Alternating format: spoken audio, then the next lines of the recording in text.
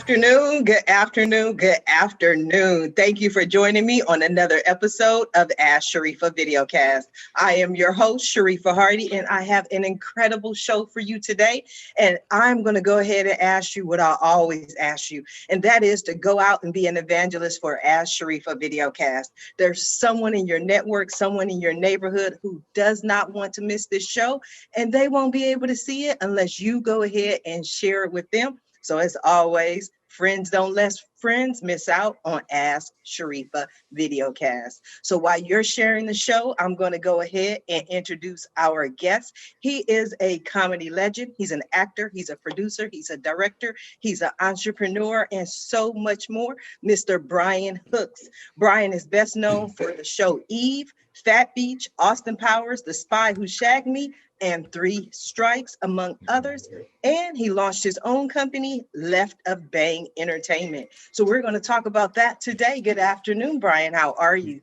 Good afternoon. Good afternoon. How are you? I'm good. Thank you for having me.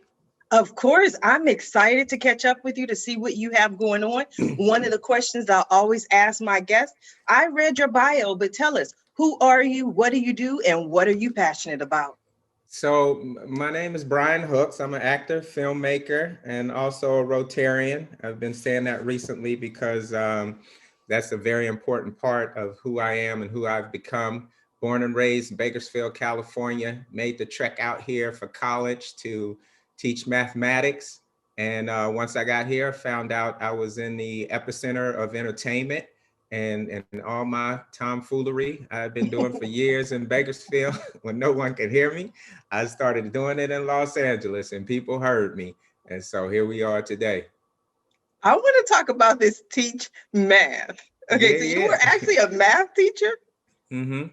Ask me, I know all my times tables. 5 times 5, 25. 6 times 5, 30. What?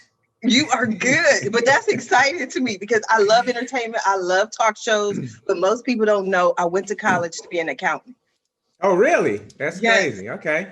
Yes. Okay. The numbers started to blend and mix. And I was like, you know what? I don't want to sit in this cubicle all day counting beans. I want something more fun. So how did it happen for you? Well, again, once I got down here to Los Angeles, I was, like I say, in the epicenter of entertainment. And so with that, I started running around trying to get my feet wet. And I figured out that, the school, Cal State Northridge, also had a film class as well as acting classes. And so I was like, on top of my math classes, I would take a film class or acting class just to sort of educate myself. And so one thing led to another. I ended up getting headshots and I started submitting myself on projects. And through what was then the drama log, which is now Backstage, I submitted myself for this little movie called Phat Beach. And 7 auditions later, I got the part. That was with me and Jermaine Hopkins. It was the director, writer, was Doug Ellen, who created the show Entourage. And from there, things started to snowball. And, I've been blessed to be continuously working, however many years later. Now, you have been continuously working, but your specialty, and correct me if I'm wrong, is comedy. You love comedy. You love people. When I watch you, I just laugh. Why not serious roles? Why not a serious actor? Why comedy? Well, comedy, again, that's just sort of, that was what I was natural at, and I grew up, being crazy, being funny, in class, in church, getting a whooping when I got home, the whole 9. And so it just, again, translated to I want to go back to the church. What were you at the church? I got to hear about this. I think, as far as a comic and finding out if you're funny, church is the best place to do that. Because based on if your mama waited to whoop you till you got home, or if she just smacks you in your mouth right there in church, that you was doing some real entertaining and you had some people laughing and you had their attention. If she reached back in front of hundreds of people and slapped you in the mouth with no care of social services taking you from it, you had did a good job. And so, I was always, whether it was talent shows or any stage to find. I was always being the funny and talking and running my mouth. And like I said, once I got down here to Los Angeles, I started to try to, you know, formally do it. And, you know, I've been blessed. Mm-hmm. Did you take comedy classes? You know, I did not for my acting stuff. I was taking acting classes, but what I did do is take David Arnold's class once I made the, you know, transition to stand-up comedy, because most folks thought that I was a stand-up comedian all these years, but I never did stand-up, but they just assumed that because of my comedy roles. And so I never wanted to disrespect the art of comedy, which is David Arnold's class, actually. That's the name, The Art of Comedy.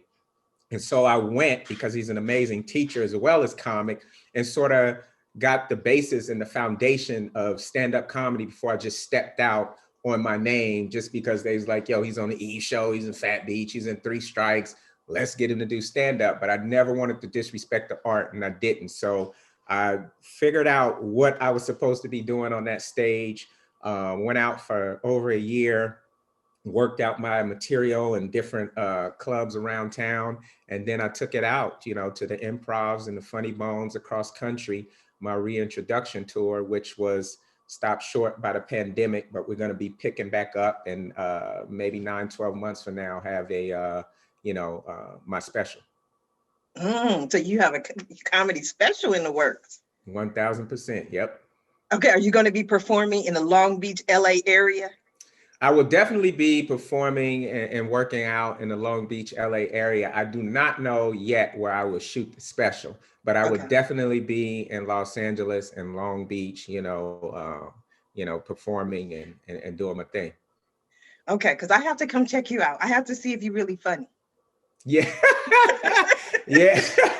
Yeah. No, you won't be disappointed. You won't be disappointed. Like I said, I didn't, you know, I didn't step out before I was ready to step out. And, you know, and I talk about stuff that's personal to me. And I think that's the difference between a comic you're into and one you're not. When they just out there looking for something to make the audience react, you know, you sort of read into that. But everything I say is stuff I believe, no matter how insane it may or may not be. You be like, I think he really believes what he's saying, because that's some ridiculous shit to say, but I think he believes that. And I do. So, so how do you come up with this stuff? I know it's personal, but how do you come up with the idea and then say, okay, I want to talk about this on stage? Well, yeah, it's an evolution. The thing is it all comes from my life experiences. And, you know, and some things is, you know, it's those things that at the time it wasn't funny. Like if you get stranded, your car break down and you on your way to a job interview and you really needed that job and you stuck on the freeway and it's hot and you sweating and you put on silk for this interview and you looking like a fool and you feeling like, you know, that's not funny. However, when you tell me on stage in the club, I'm going to find it hilarious. You know what I mean? So it's taking those moments, not just the funny moments, but the moments that are real and finding the funny in them, because, you know, everything we're going through, a lot of times it might be painful, but for someone looking on, it's funny. Like, it's not funny. Like when you fall and trip and you fall and you stumble and you bust your head on the side of the pole, ain't nothing funny about that. But if I see from across the street, oh, come on now. I'm rolling. That's funny to me. And so you have to sort of take it yourself out of the situation and look at it, you know what I mean, with different eyes. And then, and you have to be honest and go tell those stories. And that's what I do, you know? I know one of the things for me, because I grew up on comedy, the Eddie Murphys, the Richard Pryors, the Martin Lawrence. I'm a huge comedy fan. And one of the things I do even now to this day, if something is going on in the world and Fox is saying this and CNN is saying this, I want to hear what a comedian has to say. Because then I feel like I'm getting the truth. Yeah. Does that ever happen to you? Yeah, and no, and it's some comics that do that very, very well. Chris Rock, Dave Chappelle, and it's the reason why they're on the top of my comedy. DL Hughley, like you want to know what's going on in the world and to read through the, you know, listen, turn on DL Hughley. And so those guys always have a very real, raw take on today's, yesterday's, and tomorrow's topics. And it's great to hear it and see it through the lens of a comic. And so, yeah, absolutely. If a comic is great, they're very, you know, I should say there's some comics who are amazing at that. Mm-hmm. Do you feel that you're amazing at that? I don't really do political comedy and things like that. I will talk about hot topics and things that's going on that's current, but I'm a storyteller. You know what I mean? I'm a storyteller. And so I tell stories about my life, about myself, about my opinions, about my views. And that's what you get when you come to see me. You get storytelling. Okay, well, I like stories. So tell me a story. What's going on in the world? What's going on in the world today? A whole bunch of bullshit going on today. So you better just hold on and hope when and if you do get that vaccine, that a monkey don't grow out your forehead. So yeah, but that's the thing. I don't think nobody really know what's going on today. So you know, I don't know what there is to tell. Shoot, nobody really knows what's going on, but it's definitely a whole lot of craziness that we all just hoping to get through. Wow, I love your take on things. And I've watched your work over the years, but I will tell you my favorite, that just being able to see you, is Eve.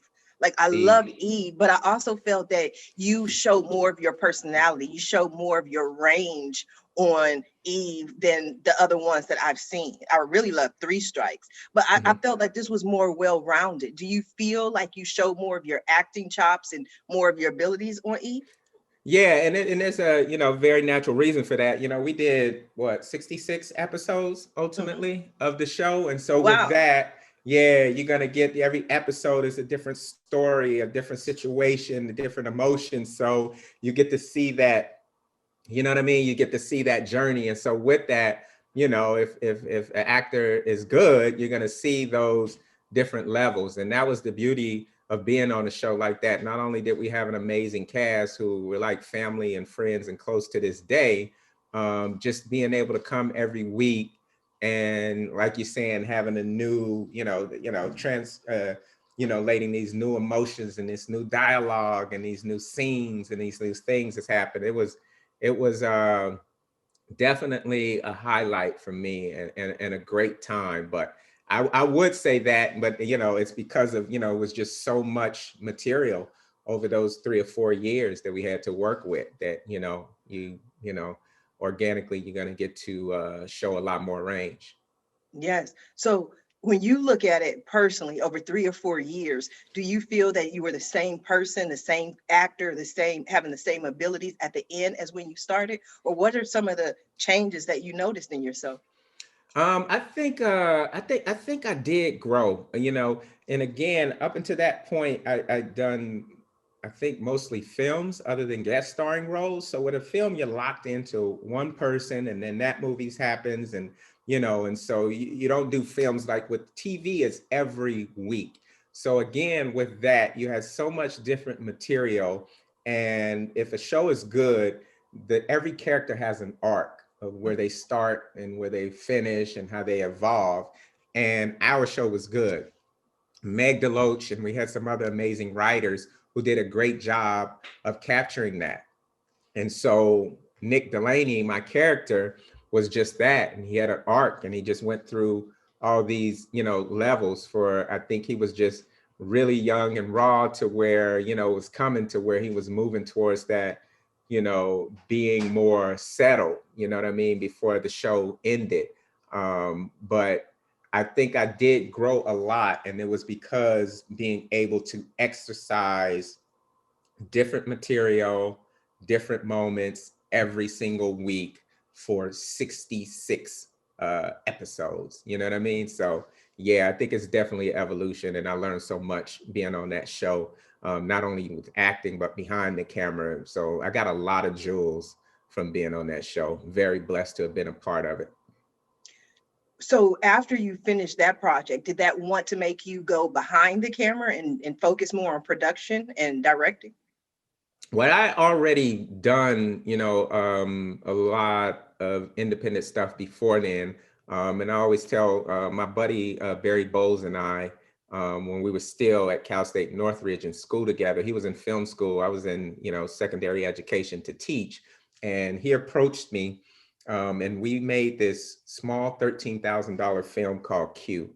And when we finished, the movie was absolutely horrible, but it was funny, and it was 90 minutes, and it was coming off the heels of a very successful Phat Beach. Mhm. So this $13,000 film that we made went out through Xenon Entertainment, and it made $800,000. Oh, And wow. so from there, we found a little niche to where we can control our own destinies, and we're able to do what we want, when we want, how we want.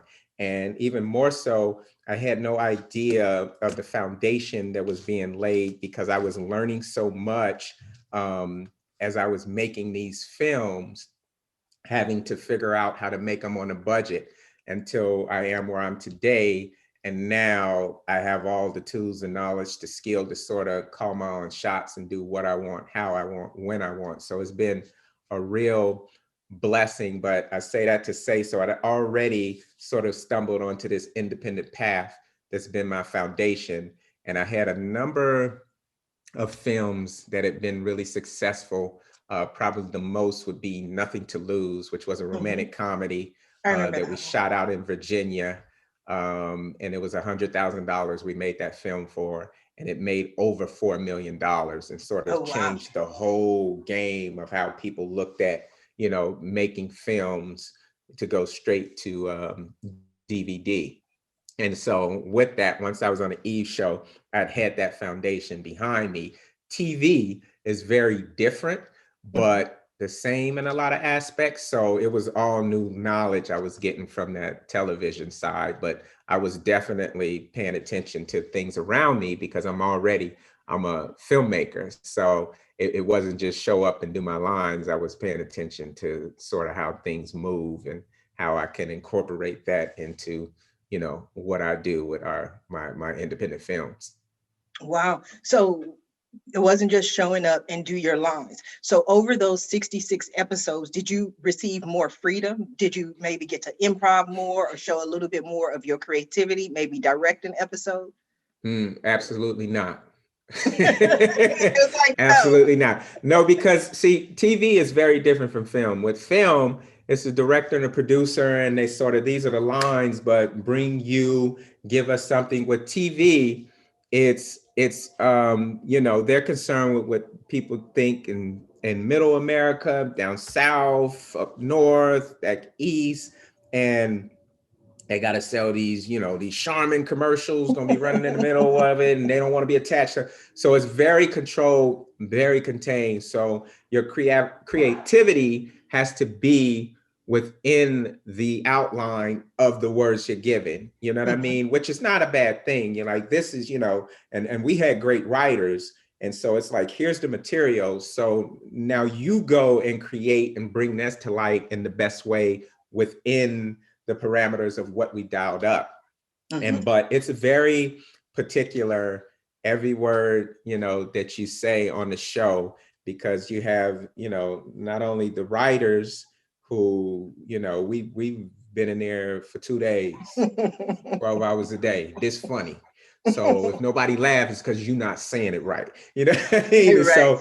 so it's the writers, and then it's, the showrunner who's over the show, and then there's this studio, and then there's the network, and there's a lot of people who have eyes, and it's very, they want to know what's going on. And so it's different than movies, to where you go out there and you just try to find the funny. On TV, you find the funny, but you find it within the context of the stuff I gave you. You know what I mean? So Yeah. two different animals. And then, and then at that time with the TV, I didn't, I was usually had my independent projects going as well on my hiatus. And then, I was deep into my character and making sure I was doing 110%, every week with that. And so I never, I never looked to try to direct or any of that stuff. I was focused on what I was focused on. Yes, but speaking of producing and directing, if memory serves me, there was a point in time where you were called, what was it, the king of Blockbuster, or king Yeah. of straight to, All that, yeah. King of DVD DVD, movies? King of Block, yeah. And that was those things like the Nothing to Lose, the Q, and chat room and all those small independent films that we were making that were just making Like you had crazy your amounts own of money. role. You had your own Yeah, role in yeah, Blockbuster. yeah, I did. We had our own row, darn near the whole section, and it was the same in Walmart as well, which used to be the biggest supplier of actually, or they still are, of hard DVDs. And so we had an amazing following, and what people would go in there and they would, they would want to get whatever the latest blockbuster, movie was, but there was also like, let me get a Brian Hook's joint too. He a fool. And so they would get them both. And it was just a blessing. And again, that served as a foundation for me to sustain myself, to this day.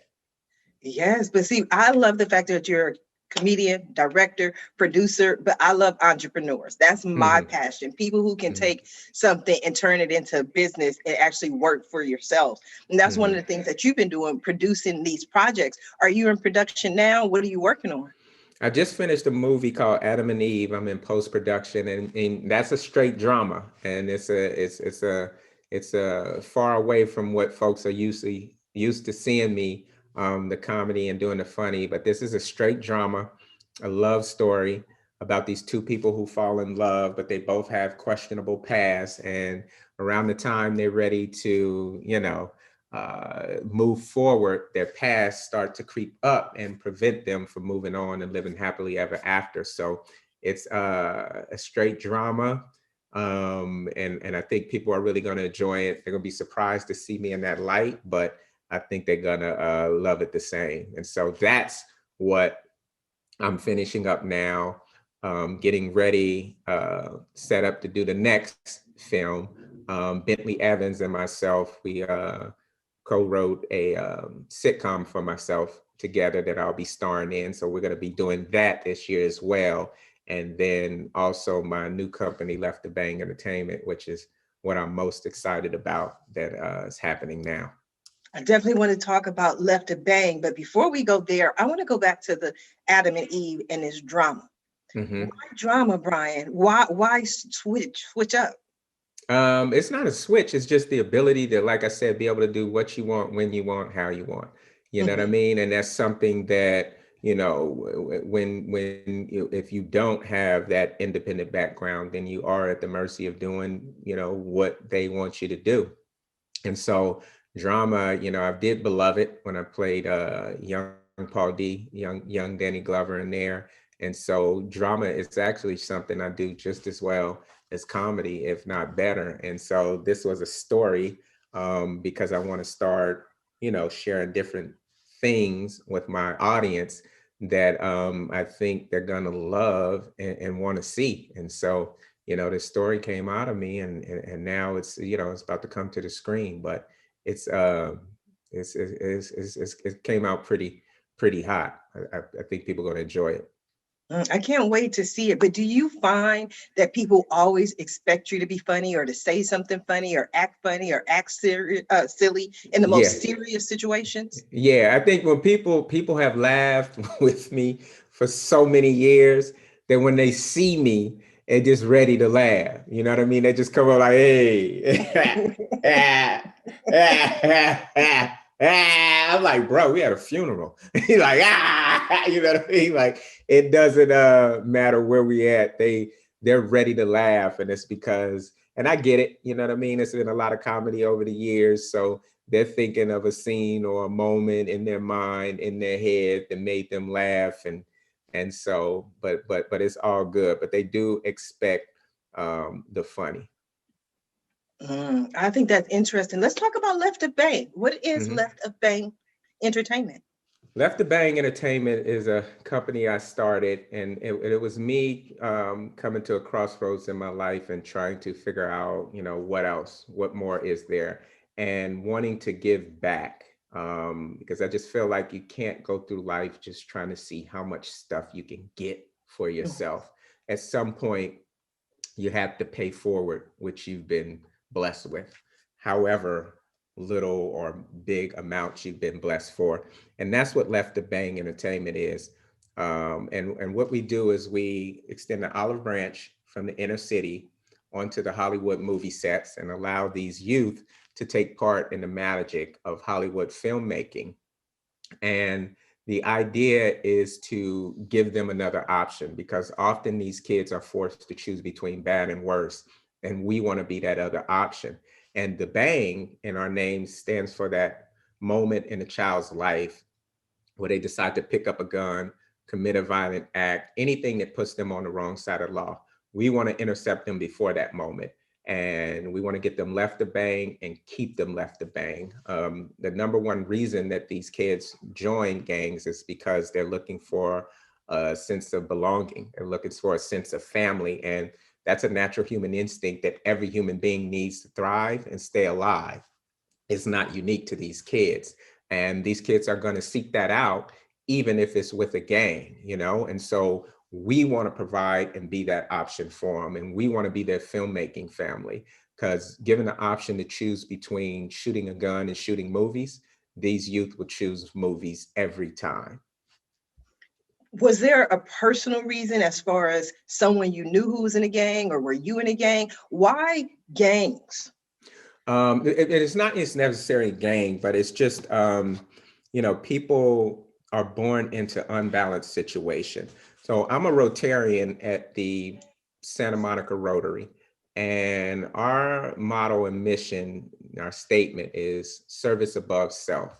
And I was visiting a neighboring Rotary, and there was a guest speaker there, ex-police chief, and he made a comment that really changed my life and put me on this path.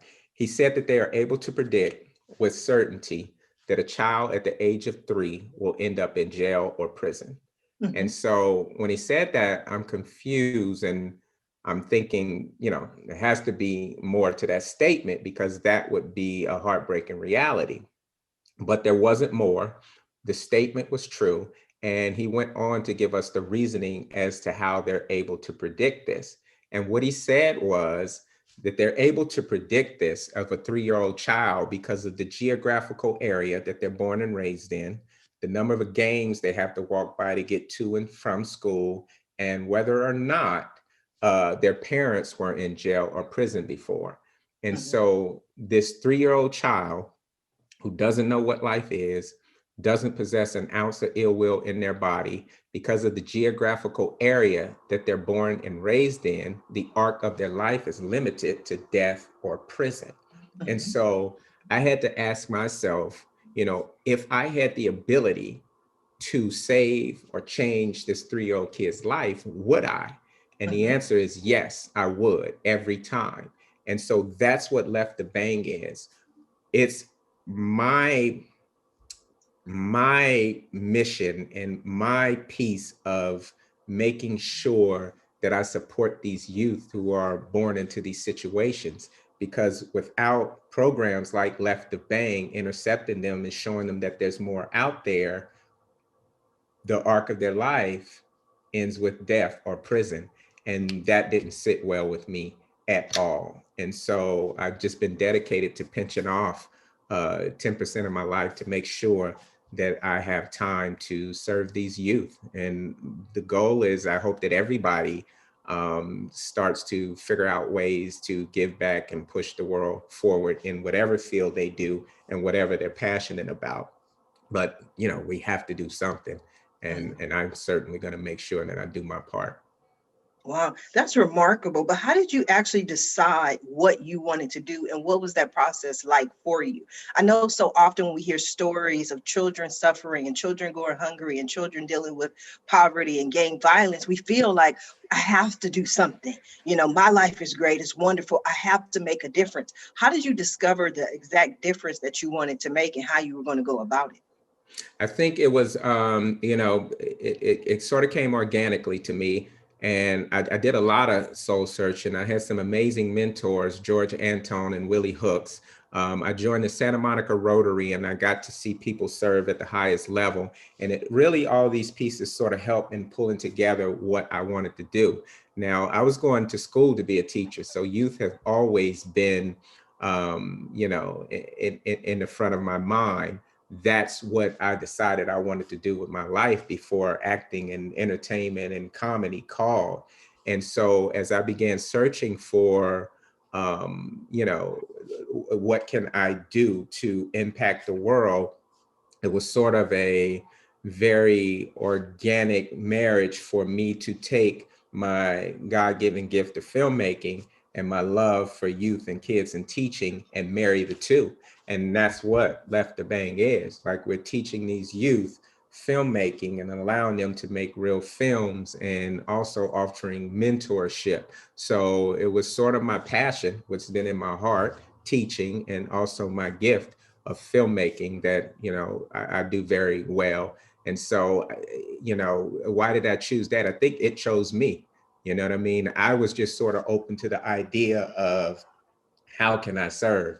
And that sort of just, that sort of dictated itself to me. And then I just set out, and I didn't have all the answers right away. I just knew that I had to take action, to stop thinking about it and stop planning to do it, and just step out and start pushing forward.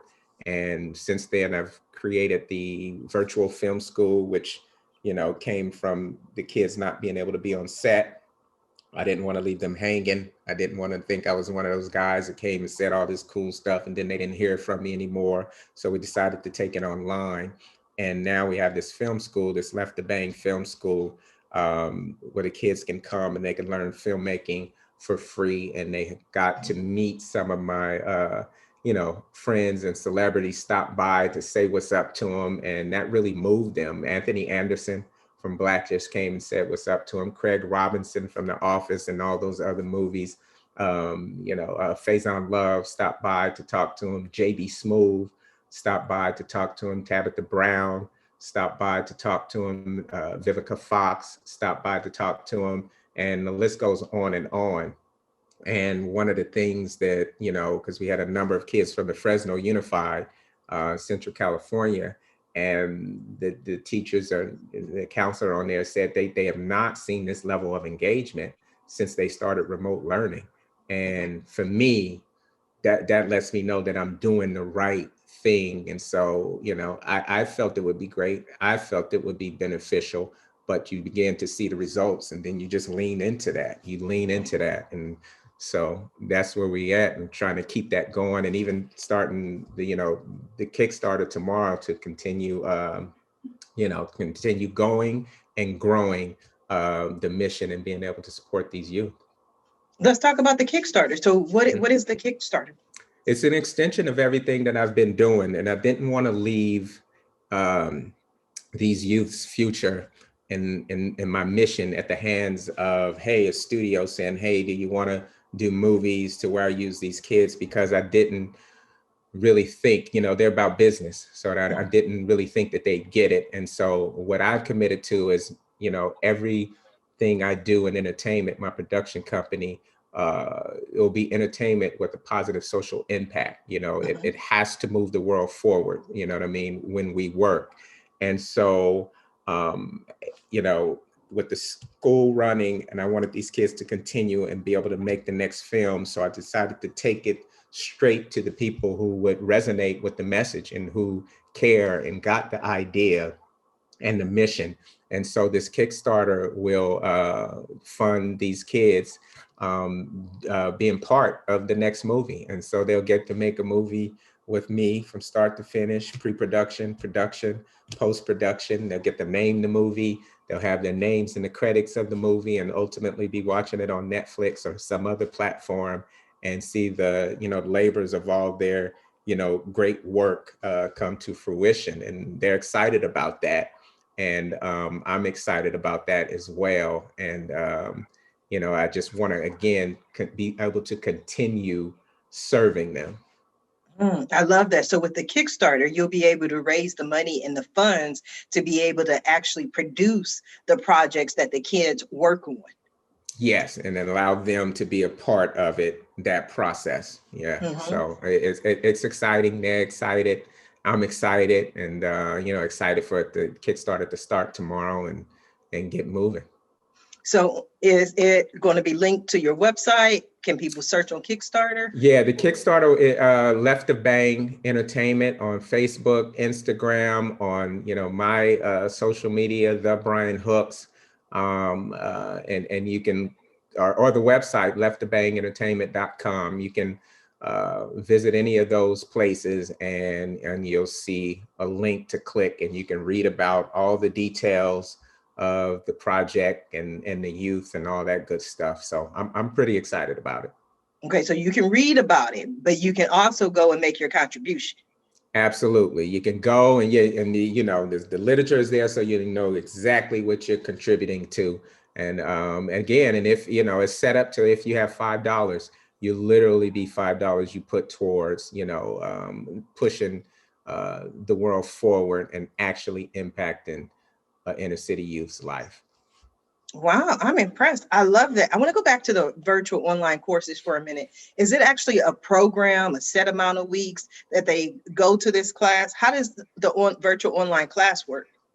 And so we have, all these students, and they log on. We did it at Saturdays, 11 o'clock, I made sure to tell them this is a movie class.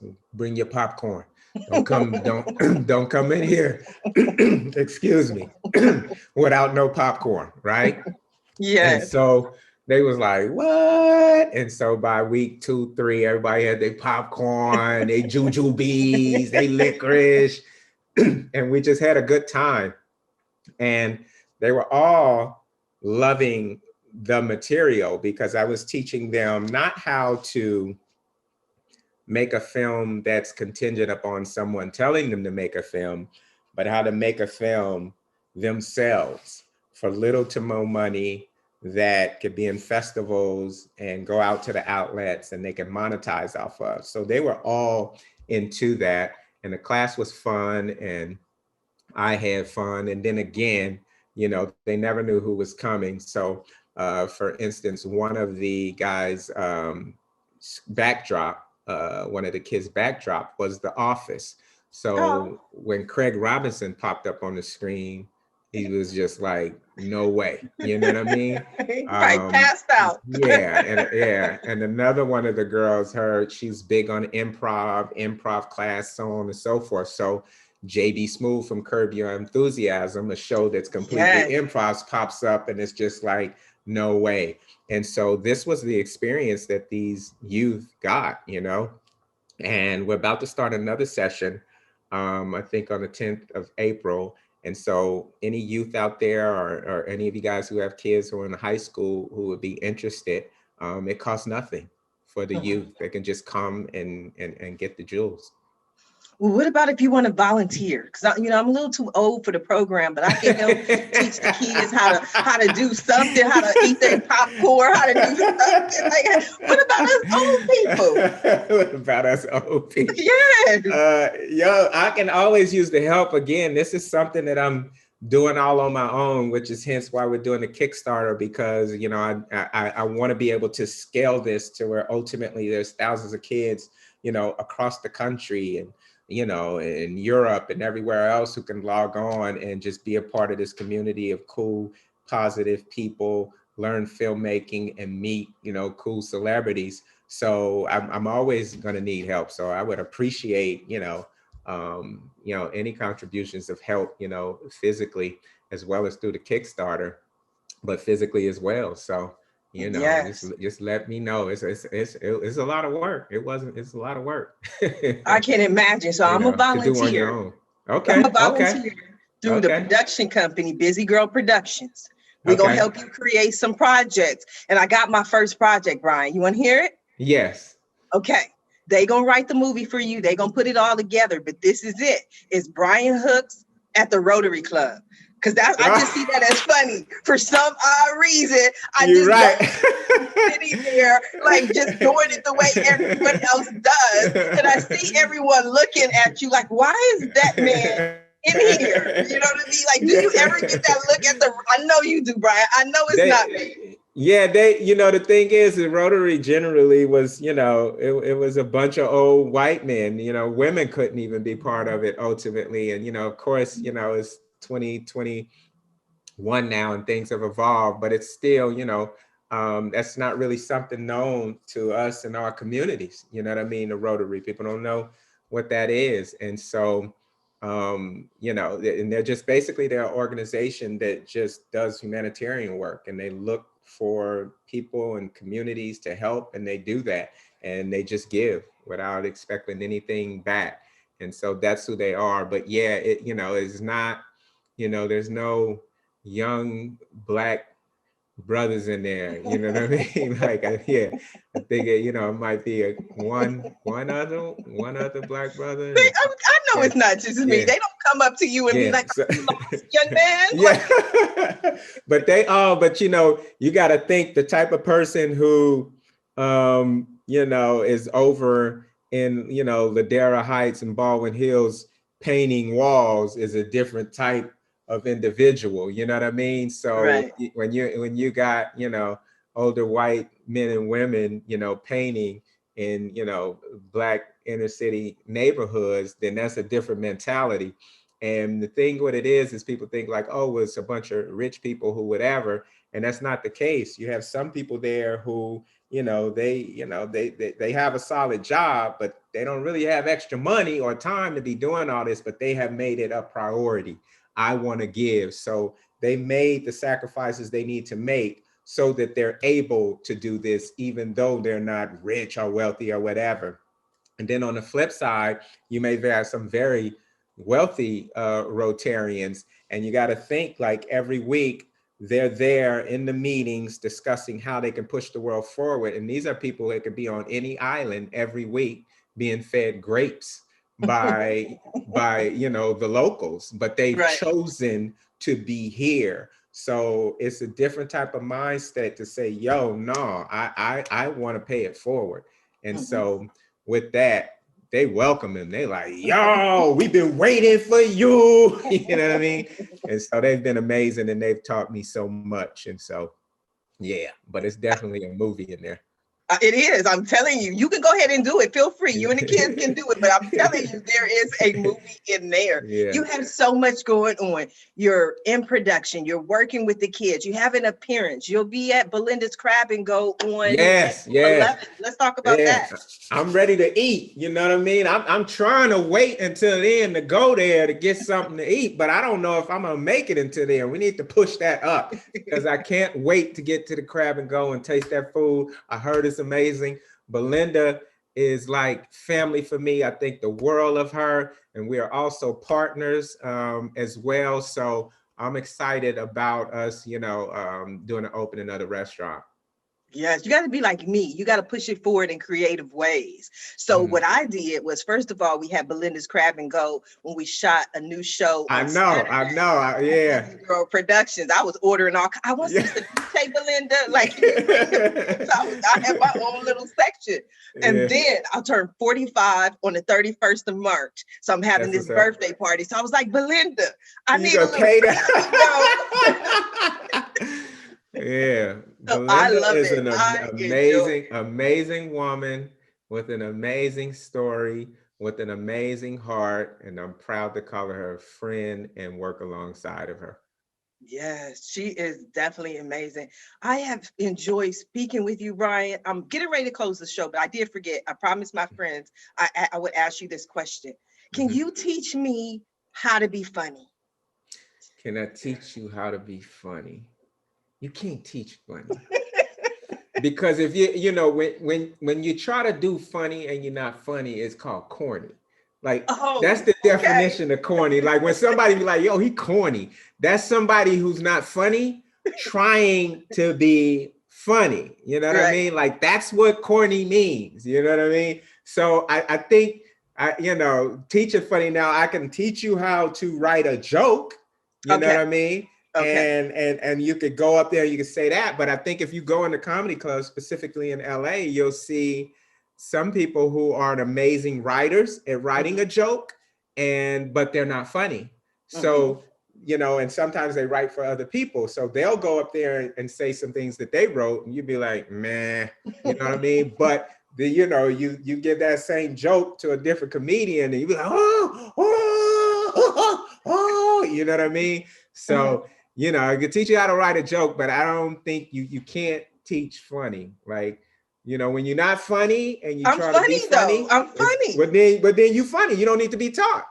I need to learn the business of it. So we're going to talk about that later, because I'm sure there's a class at Left the Bang Entertainment that somehow sure I could just sit and watch. I'm not going to be a student, but I'm just going to sit and watch so I can learn the art of funny and the art of comedy.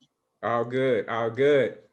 Now, Brian, we are coming down to the last few minutes of the show. And what I love to do at the end of every show is just simply allow my guests the opportunity to speak directly to the audience, to everyone who would, I was going a different way. Belinda Baker just said, hey, Brian. So I wanted to let you know she's watching. Hey, okay.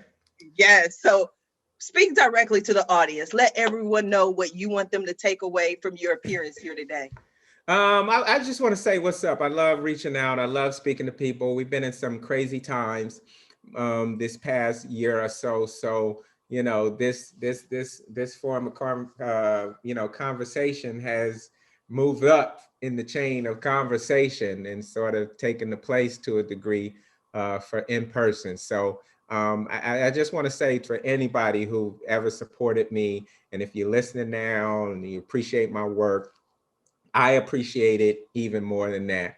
And I've had, you know, a great time over the years, and look forward to a lot more years of having a good time. And I'll just invite you all on the journey with me, as independent journey. And again, I would just want to say thank you, and thank you for your support. And again, if, you know, to check out the Kickstarter, and again, for as little as $5, you can be a part of really saving youth's lives, keeping them off the streets, and keeping them working towards something productive. So please carve out 10 minutes of your time to check out the Kickstarter tomorrow, and send a message of positivity and support of these youth. They need it. And we need it because they are the future, and they'll be running everything, you know, tomorrow. And so I would love to have you guys support on supporting and sharing the mission if it resonates with you. Absolutely. Brian, I want to thank you for being a guest on today's episode of Ask Sharifah Videocast. And I especially want to thank everyone who tuned in to watch this show live, as well as everyone who is watching it in the archives. As I always say, just because you didn't catch the show live doesn't mean you're not important. And it doesn't mean that we still don't need your support, because we do. Please go ahead and share the show. And please not only watch the show and share the show, but support our guests. He's out there, Brian's out there helping the youth. So support him. Check out his Kickstarter. Go ahead and make your $500 contribution. And if $500 is too much for you, go ahead and slide that 50 across, because it's for our future, for our children who are our future. So visit the website, leftthebangentertainment.com. Make your contribution. Follow Brian Hooks on social media at The Brian Hooks. And as always, I appreciate your support. If you're interested in more ways that I can help your business, or maybe you want to be a guest on Ask Sharifah Videocast, visit my website at AskSharifah.com. Until next time, everyone have a safe and a blessed day. Bye now. You know we on the spot. I say we on the spot, on the spot, on the spotlight. Yeah. The video production world is littered with mediocrity. An endless sea void of talent. But once in a while, a light shines through, taking the game to a whole new level. For all your production needs, visit edityourvideo.com.